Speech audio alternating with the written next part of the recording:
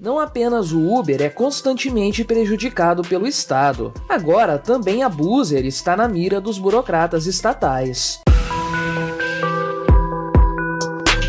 Este é o Visão Libertária, sua fonte de informações descentralizadas e distribuídas. Este artigo foi revisado por Donda, escrito, narrado e produzido por mim, Quinta Essência. O caso aconteceu na cidade de Presidente Prudente, no estado de São Paulo. Trata-se de uma ação movida pela empresa de transportes Andorinha S.A., que opera rotas de transporte público na cidade, além de em outras partes de São Paulo e ainda em outros estados. O alvo principal da ação foi a empresa Buser, uma startup brasileira que já é conhecida como o Uber dos ônibus e que opera por meio do chamado fretamento coletivo. A ação movida pela empresa Andorinha se baseia no argumento de que a Buser estaria praticando concorrência desleal, além de atuar de forma clandestina no município. Após a análise dos argumentos, o juiz da primeira vara civil de Presidente Prudente acolheu o pedido da empresa. Assim, foi determinado o fim da venda de passagens da Buser, tanto por meio presencial quanto virtual, para diversos trechos no estado de São Paulo. Além disso, o juiz de primeira instância também estipulou uma multa de R$25 mil